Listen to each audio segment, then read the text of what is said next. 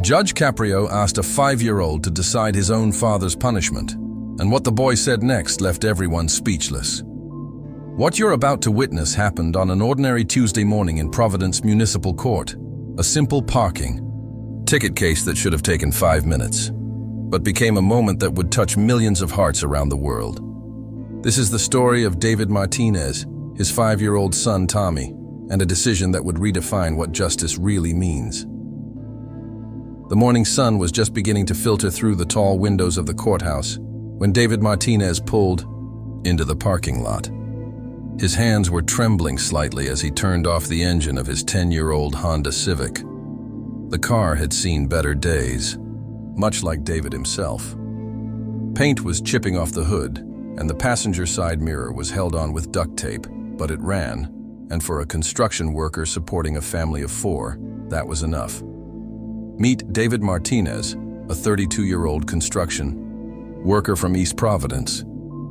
Every morning at 6 a.m. sharp, he puts on his hard hat and steel-toed work boots, knowing that his paycheck is the only thing standing between his family and financial disaster. His wife Maria works part-time at Stop and Shop, stocking shelves and running the register when they need extra coverage. But most of their income comes from David's calloused hands and an increasingly aching back that reminds him daily that construction work isn't a young man's game forever. David's alarm clock goes off at 5:30 every morning. He stumbles to the bathroom, splashes cold water on his face, and looks at himself in the mirror that has a crack running diagonally across it. Some mornings, he wonders how he ended up here. He'd had dreams once. Dreams of maybe starting his own construction company, dreams of taking his family on vacation to Disney World, dreams of not having to check his bank account balance before buying groceries. But then he hears the sound of little feet pattering down the hallway, and Tommy appears in the bathroom doorway, rubbing sleep from his eyes and asking if today is the day they're going to build the treehouse they've been talking about for months. And David remembers why he gets up every morning. Why he endures the physical pain and the financial stress and the constant worry about tomorrow. It's all for moments like these. But today, David isn't heading to a construction site where he'll spend 8 hours installing drywall or framing walls. Today, he's walking through the heavy wooden doors of Judge Frank Caprio's courtroom, holding the small, warm hand of his 5-year-old son, Tommy. The boy's eyes are wide with curiosity as he takes in the formal atmosphere. The American flag hanging solemnly in the corner, the polished wooden benches arranged in perfect rows, the court reporter sitting at her machine with fingers poised over the keys, and the mysterious black-robed figure sitting behind the elevated desk that seems as tall as a mountain to a 5-year-old's eyes. Tommy has never been in a courtroom before. To him, this feels like entering a castle from one of those storybooks his daddy reads to him at bedtime. The ceilings are so high that his voice echoes when he whispers to his father. The windows are enormous, letting in streams of sunlight that create patterns on the floor. Everything seems important and serious and just a little bit magical. "Daddy," Tommy whispers, tugging on David's best shirt. The only dress shirt he owns, bought 3 years ago for his brother's wedding. "Why is everyone so quiet?" David leans down to his son's ear. "Because this is a special place, buddy. People come here when they need help solving problems." Tommy nods solemnly, as if this explanation makes perfect sense to him. In his 5-year-old world, adults are always solving problems. Mommy solves the problem of what to make for dinner. Daddy solves the problem of fixing things when they break. And now, apparently, there's a special place where a man in a black robe solves other kinds of problems. 3 days earlier, David had been trudging up the steps to his small apartment after a particularly grueling day at work. His lower back was screaming from lifting heavy materials. His hands were raw despite his work gloves, and all he wanted was to kiss his wife, hug his kids, and collapse into his reclining chair with a cold beer and whatever was on TV. But when he opened the mailbox at the bottom of the stairs, his heart sank. There, among the electric bill and a flyer for a pizza place they couldn't afford anyway, was a piece of mail that made his stomach churn. A parking ticket. $75. It might not sound like much to some people, but for David's family, that $75 represented groceries for a week.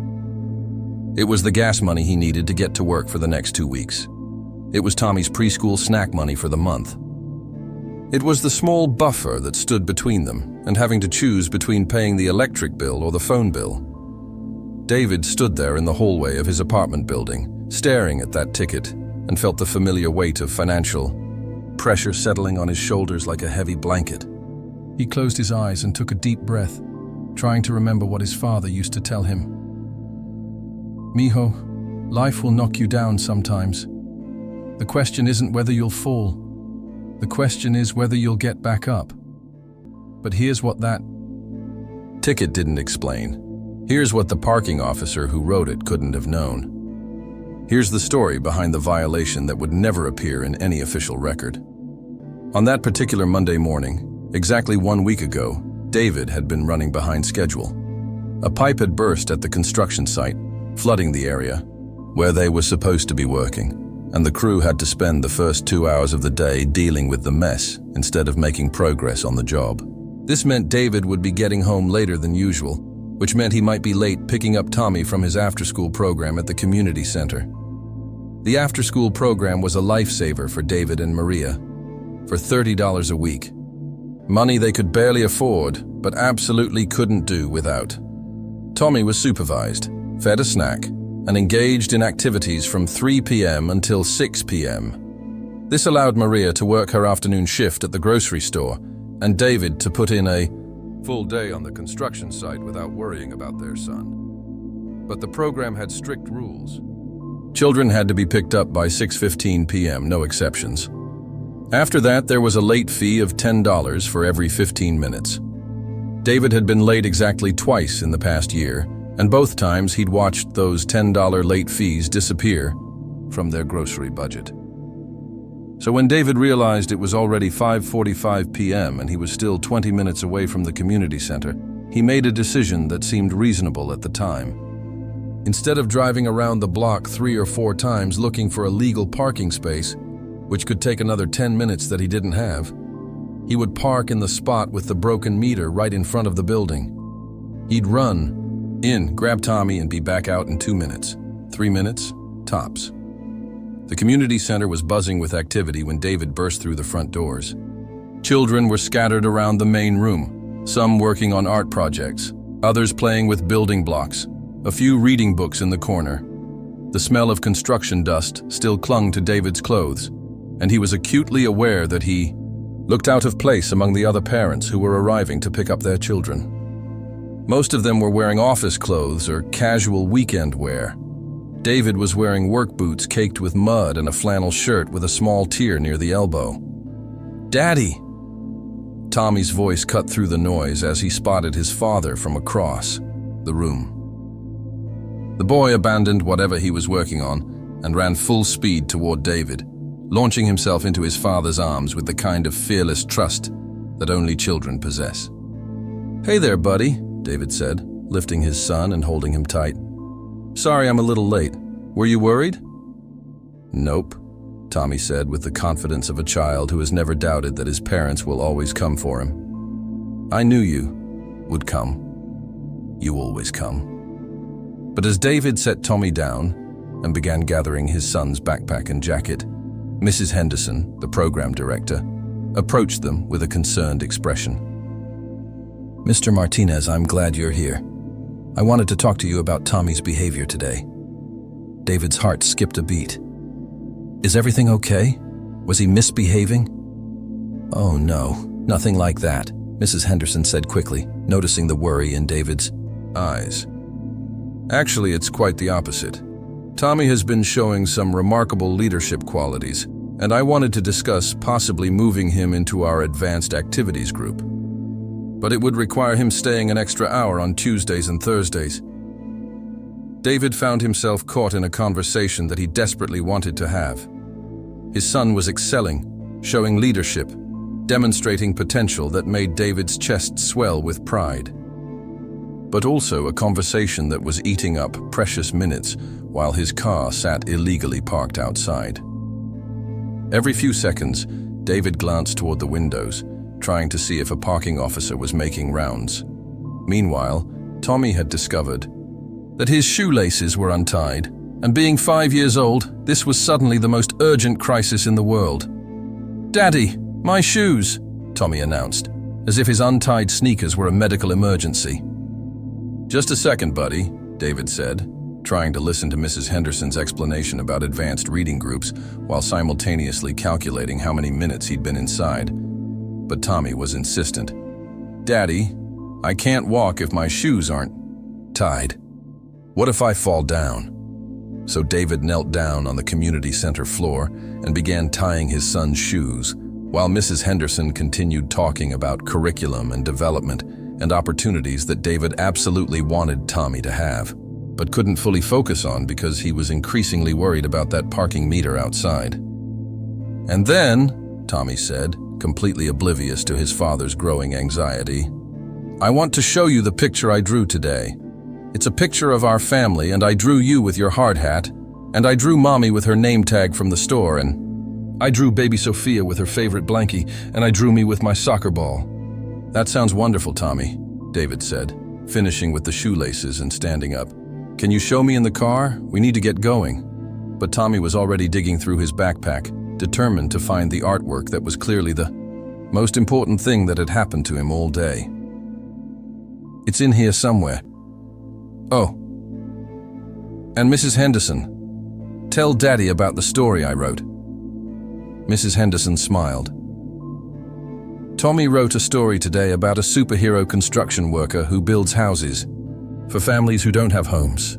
The creativity and compassion he showed was really quite remarkable for his age." David felt that familiar surge of pride that comes with being a parent. His son was not only doing well academically, but he was thinking about others, showing empathy, demonstrating values that David and Maria had worked so hard to instill. But that pride was mixed with anxiety as he realized they'd now been inside for nearly 8 minutes. Finally, with Tommy's shoes tied, his backpack secured, his artwork proudly displayed and properly admired, and plans made for a follow-up conversation about the advanced program, David and Tommy headed for the door. "Bye, Mrs. Henderson," Tommy called out, waving enthusiastically. "See you tomorrow." "Goodbye, Tommy," she called back. "And Mr. Martinez, please think about what we discussed. Tommy has real potential." As they pushed through the glass doors of the community center, David was already calculating in his head. 8, maybe 9 minutes. That wasn't too bad. Surely no parking officer had come by in just 9 minutes. But as they approached the car, David's heart sank. There, tucked under his windshield wiper like an orange flag of financial doom, was the unmistakable shape of a parking ticket. Tommy, blissfully unaware of what this meant for the family budget, began chattering about his day. "Daddy, did you know that if you mix red paint and yellow paint, you get orange paint? And did you know that Marcus brought cookies for snack time? But I saved half of mine to bring home for Sophia because she's too little to have cookies at school. But maybe she would like to taste one. And did you know that?" David pulled the ticket from under the wiper blade and stared at it. $75. The words blurred slightly as he fought back a wave of frustration and worry. This wasn't just a ticket. This was groceries. This was gas money. This was the constant stress of trying to make ends meet with an income that never quite stretched far enough. But Tommy was still talking, still excited about his day, still trusting that his daddy would handle whatever needed to be handled. So David folded the ticket, put it in his pocket, and opened the car door for his son. "Tell me more about this superhero construction worker story," David said as he buckled Tommy into his car seat. And for the 20-minute drive home, he listened to his son's animated retelling of a story about a hero who looked suspiciously like his father, who used his construction skills to help people, and who always found a way to solve problems and take care of his family. Now, standing in Judge Caprio's courtroom 3 days later, David shifts nervously from one foot to the other. He's prepared to explain his situation, to ask for a payment plan, to do whatever it takes to handle this responsibly.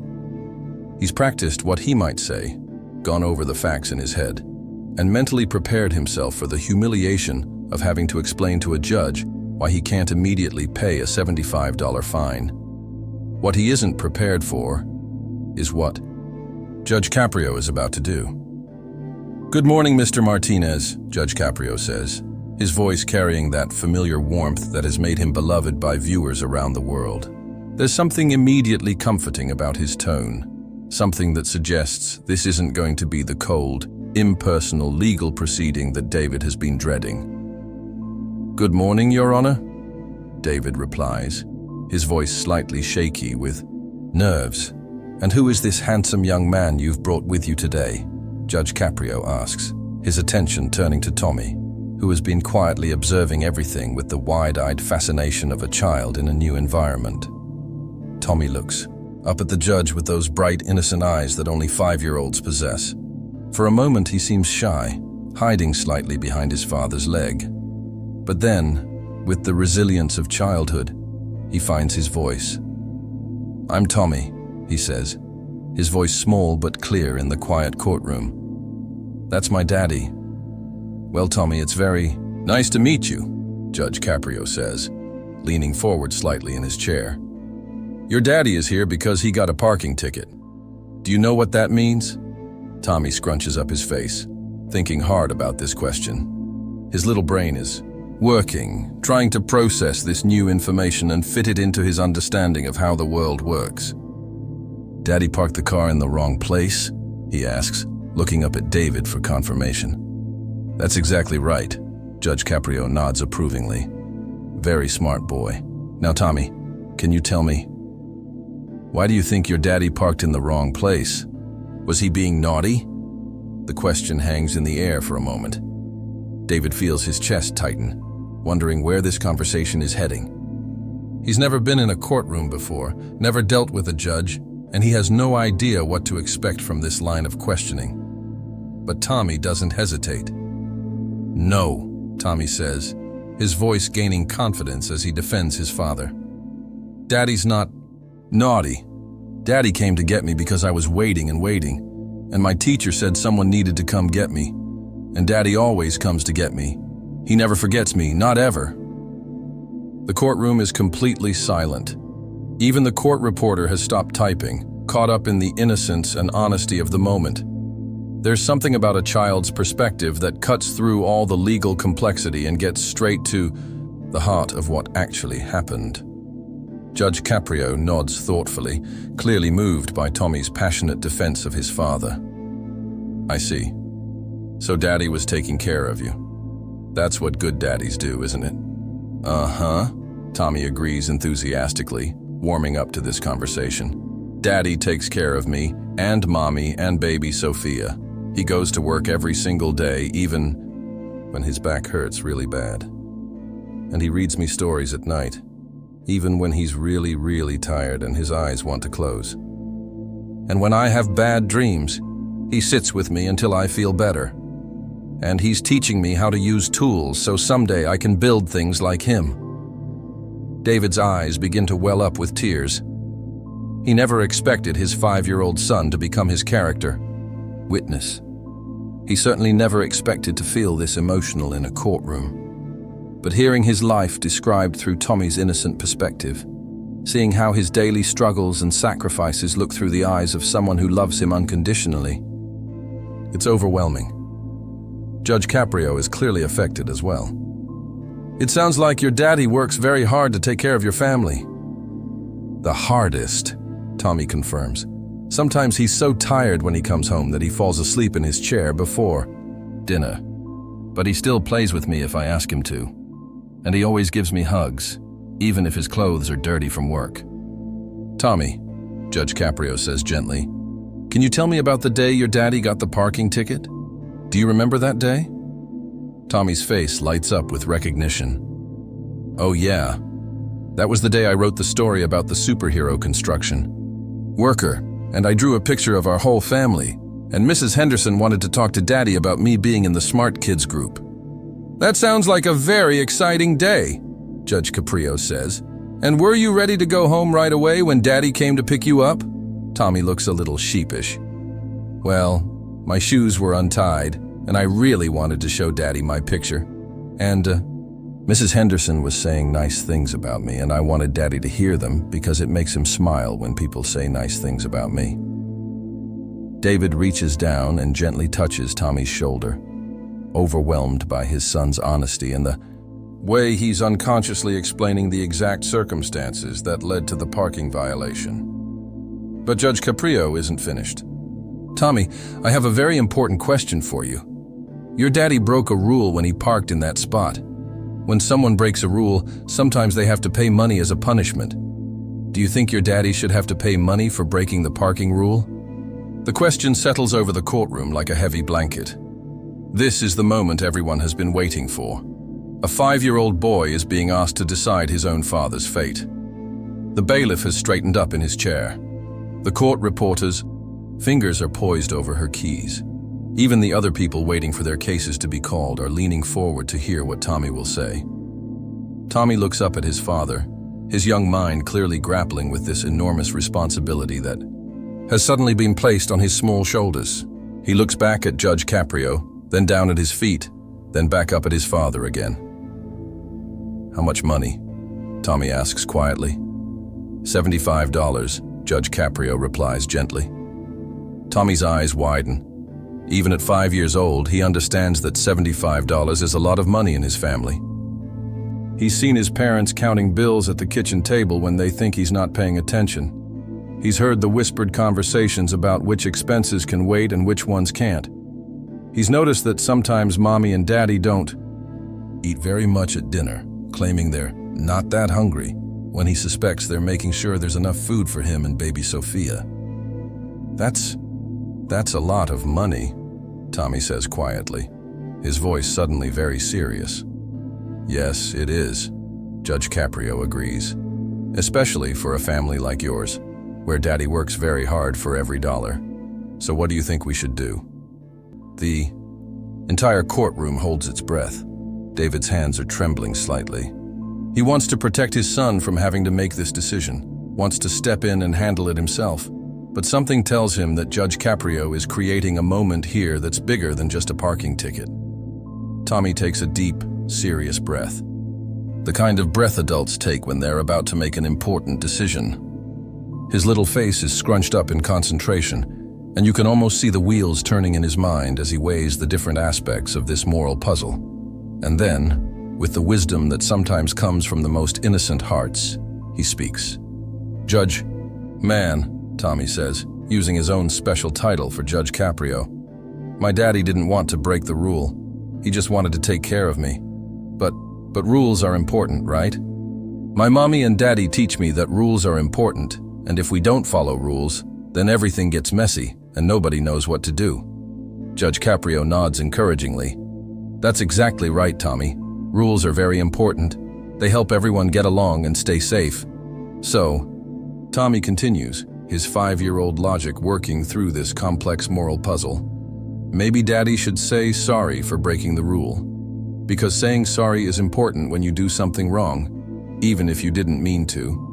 But maybe he doesn't have to pay all the money because he was just trying to be a good daddy, and being a good daddy is important too. The courtroom erupts in gentle murmurs of amazement. This child, barely old enough to tie his own shoes, has just delivered a more thoughtful and compassionate judgment than many adults could manage. He's found a way to acknowledge that rules matter while also recognizing that context and intention matter too. But Tommy isn't finished. He tugs on his father's shirt and motions for David to lean down. In a stage whisper that everyone in the courtroom can hear, Tommy says, Daddy, you should tell the judge man you're sorry. Not because you're bad, but because sorry is what you say when something goes wrong, even if it's not really your fault. David's voice cracks with emotion as he straightens up and faces Judge Caprio. Your Honor, I am truly sorry. I never meant to break the rule. I was just trying to take care of my son. But Tommy is right. I should have found another way. Judge Caprio sits back in his chair, clearly moved by what he's just witnessed.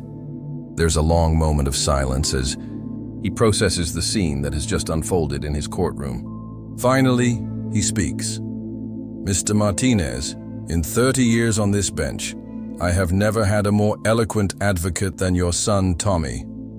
And Tommy, he says, addressing the boy directly, you have shown more wisdom in the past 10 minutes than many adults show in a lifetime. He pauses, letting the weight of the moment settle over the courtroom. Tommy is absolutely right. Rules are important. But so is taking care of the people we love. And sometimes the most important rule of all is the rule that says we should help each other, especially when someone is struggling to do the right thing. Judge Caprio reaches for his gavel, but then sets it down without using it. Mr. Martinez, I'm dismissing this ticket, but not because I'm ignoring the rule you broke. I'm dismissing it because your son has reminded me that the purpose of rules isn't to punish good people who are trying to do the right thing. The purpose of rules is to help us all live together in a community where people take care of each other. The courtroom breaks into spontaneous applause. David is openly crying now, overwhelmed by the kindness he's just experienced and the pride he feels in his son. Tommy, not entirely sure what just happened, but knowing it was something good, grins widely and waves at Judge Caprio like he's greeting a friend. But the judge has one more surprise. Tommy, Judge Caprio calls out, would you like to come up here and sit in the judge's chair for a moment? Tommy's eyes light up like fireworks on the 4th of July. Really? I can sit in the big chair? Really? Judge Caprio confirms with a smile.